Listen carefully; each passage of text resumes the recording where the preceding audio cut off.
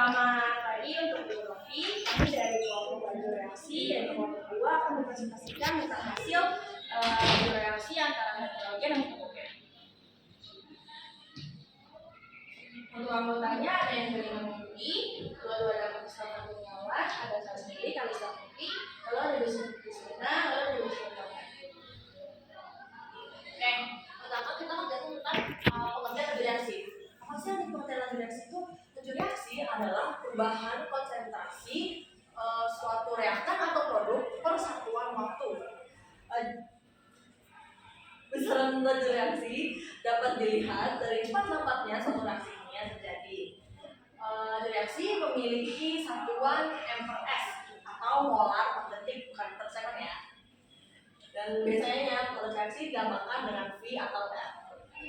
Menggunakan bensin pada kendaraan bermotor, panggal yang berkarat, pelapukan pada kayu, dan ledakan kembang api merupakan beberapa contoh dari reaksi cepat.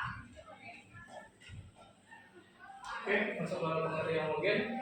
Dalam reaksi heterogen, dalam reaksi homogen, semua zat yang terlibat berada dalam fase yang sama. Ini berarti bahwa semua zat berada dalam bentuk cair, gas, ataupun padatan yang terdispersi secara merata dalam medium reaksi. Nah, ini tuh ada contoh dalam kehidupan sehari-hari kayak air dan kopi atau air, kopi, sama kopi yang lain, tepung, air dan tepung dan sebagainya. Selanjutnya ada pengertian dari homogen. Homogen itu adalah suatu, jadi di semua reaksi zat itu ada, jadi pengertian dari homogen dalam reaksi homogen itu pada suatu zat yang berada dalam fase sama itu pengertian dari homogen. Terus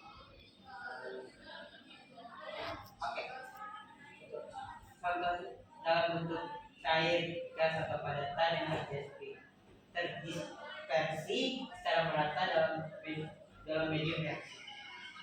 Contohnya itu seperti kayak air susu. Jadi kalau di air susu itu kan terkandung ada dalam kandungan protein, air, gula, dan lain sebagainya. Itu salah satu contoh homogen. Lalu selanjutnya ada alat dan bahan kita dalam sampel itu. Pertama itu ada gelas kimia yang 100 ml, kedua ada gelas kimia yang 50 ml, yang ketiga 10 ml, yang keempat ada stopwatch, yang kedua ada kaca kita, pertama ada lubang dan alu, kedua ada kertas putih, 18 ml kita langsung 9 ada larutan HClDr, 10 ada larutan R2S2 tidak, yang 0,5 ml, yang terakhir itu ada kolam dan tidak.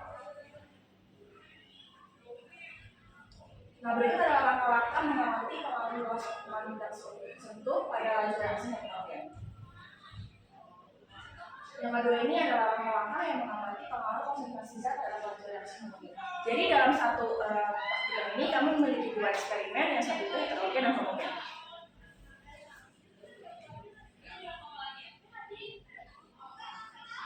Oke, selanjutnya kita akan ke hasil reaksi heterogen ini. Nah, jadi senyawa HCl 5 ml ini dicampurkan dengan kapur 0,5 gram yang masih dalam bentuk keping. Nah, mereka itu akan menghasilkan buih putih. Nah, perbedaannya itu sama dengan 0,5 kapur yang sudah dihaluskan. Perbedaannya itu adalah di suhu. Di suhu kalau misalnya di HCl, kalau misalnya yang keping ini sekitar 2 derajat Celcius. Tapi kalau misalnya yang sudah dihaluskan, dia sekitar 3 derajat Celcius. Nah, lalu apa sih perbedaannya itu? Kalau sebenarnya kalau misalnya yang kapur keping ini itu dia menghasilkan gas CO2, tapi dia tidak kelihatan. Berbeda dengan kapur yang sudah dihaluskan. Nah, itu sebenarnya kelihatan juga gas CO2, lebih kelihatan gas CO2-nya itu kapur halus daripada kapur keping. Mengapa? Karena terdapat perbedaan pada luas permukaan kapur keping sama kapur halus. Lalu perbedaan juga adalah di durasinya. Kalau misalnya kapur keping ini dia butuh sekitar lebih dari 15 menit, tapi kalau misalnya kapur halus ini dia membutuhkan kurang dari 15 menit. Nah, selanjutnya lagi itu ada reaksi homogen. Di homogen ini lebih banyak pengenceran. Jadi berbeda dari heterogen tadi itu cukup mencampurkan batu kapur dan satu senyawa aja. Tapi di sini homogen ini memiliki variabel bebas. Nah, variabel bebas itu apa? Variabel bebas itu adalah variabel yang mempengaruhi variabel lainnya. Nah, senyawa di sini itu ada HCl 3M. Nah, dia diencerkan lagi sampai 5 mili.